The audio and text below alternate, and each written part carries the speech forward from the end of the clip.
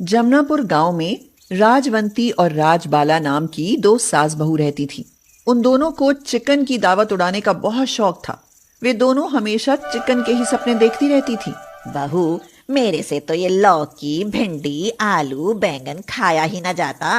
मन तो चिकन खाण को तड़पे सा। हाल तो हमरा भी कछु कछु यही है सासू अम्मा।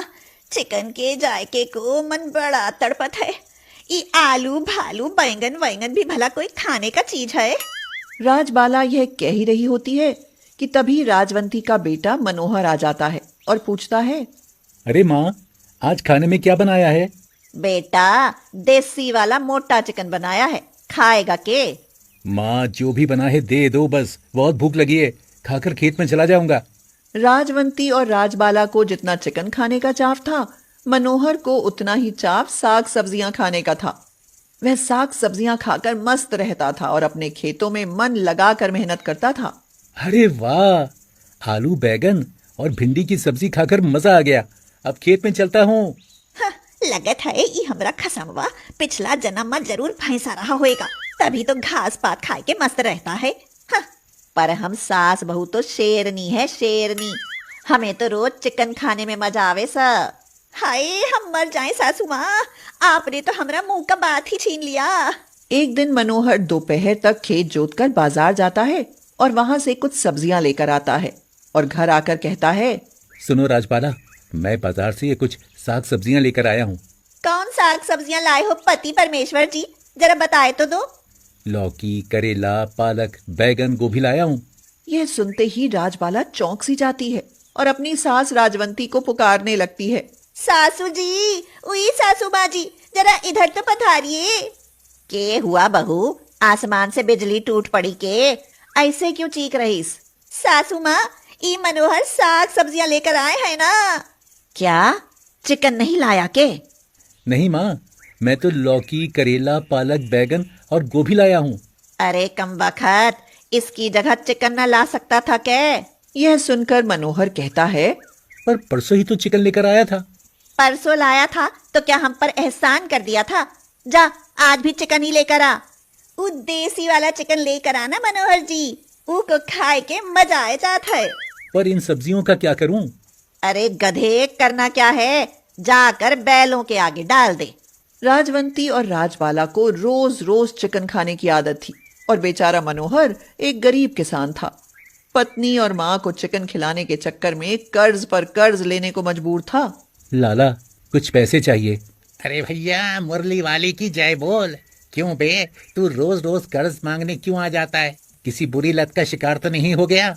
यह सुनकर मनोहर भावुक हो जाता है और लाला को अपने घर की समस्या बताते हुए कहता है, वो बात यह है लाला कि मेरी माँ और घरवाली को रोज चिकन खाने को चाहिए।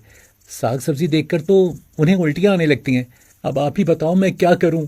अबे तो कर्ज क्यों लेता है? सीधे सीधे मुझसे चिकन बुक करना। मैं कुछ समझा नहीं लाला। अबे मैंने खेत में ढेर सारे मुर्गे मुर्गियां पाल रखे, तू रोज चिकन ले और फसल पर हिसाब कर देना। मनोहर को लाला की बात पसंद आती है। इसके साथ ही राजवंती और राजबाला को रोज चिकन मिलने लगता है। वे रोज मुर्गे की दावत का मजा लेती हैं। मगर कुछ दिन बाद जब फसल उठती है तो बेचारा मनोहर सिर पकड़कर बैठ जाता है और कहता है, लाला, क्या मेरी सारी फसल चिकन के बदले चली जाएगी? और नहीं तो क्या। अबे जानता भी है, तेरी माँ और पत्नी मेरे पूरे 400 मुर्गे हजम कर चुकी हैं मसाला डाल के। यह सुनकर मनोहर चुप हो जाता है और उसकी सारी फसल लाला उठा ले जाता है। फिर मनोहर जब खाली हाथ घर आता है तो राजवंती कहती है, बेटा, घर में अनाज नहीं लाया के? खेत का सब अनाज मंडी में बेच आए हैं सासू माँ। क्यों मनोहर जी, क्या हम झूठ बोला? हाँ, झूठ बोला। इस बार का अनाज तुम दोनों की चिकन पार्टी की भेंट चढ़ गया। लाला उठा ले गया सारा अनाज। और खाओ मोटा देसी वाला मुर्गा।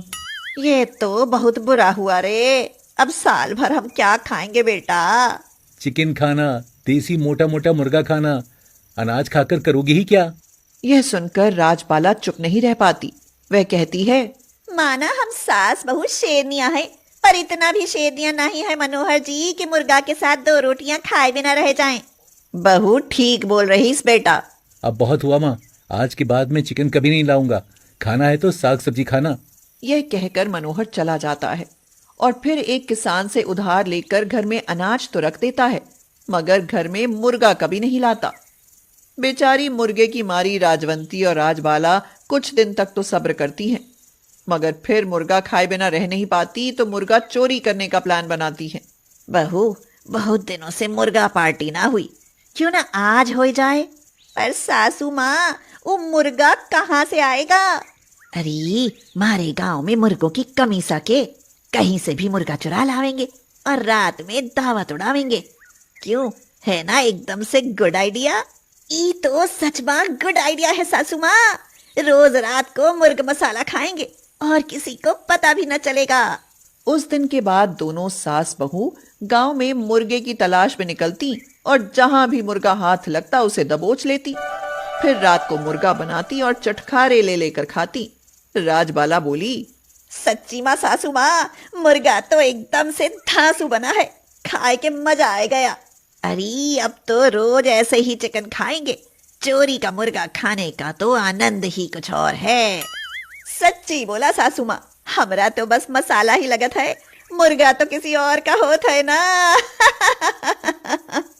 कुछ दिन ऐसे ही बीत जाते हैं। मनोहर की माँ और पत्नी दोनों कहीं से भी मुर्गा चुरा लाती और उसे रात में बनाकर खा लेती। पर कहते हैं ना कि 100 दिन चोर के और 1 दिन शाह का। एक दिन दोनों सास बहू लाला के खेत से मुर्गे चुराने का प्लान बनाती हैं। चिकन खाऊं तो निहाल हो जाऊं।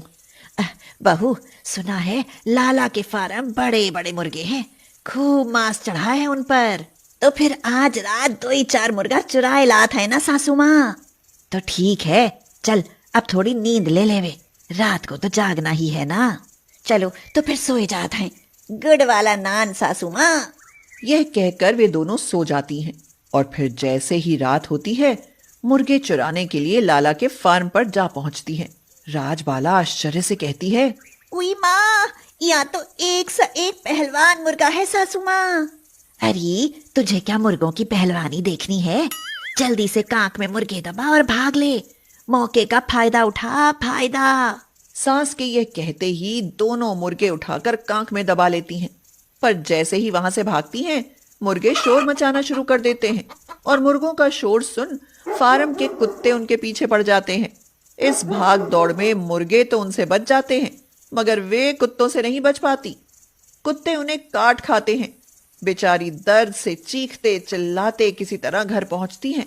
घर आकर राजबाला अपनी सास से कहती है, ई कान पकड़ा सासू माँ, आज के बाद हम चिकन खाना ही छोड़ दिया समझो। मुर्गा चुराने में बहुत रिस्क है। बात तो तेरी सही बहू, पता नहीं अब कुत्तों के काटने के कितने इंजेक्शन लगवाने पड़ेंगे। भगवान का शुक्र बच तो गई हम। इस हादसे के बाद सास बहू सचमुच मुर्गा खाना छोड़ देती हैं।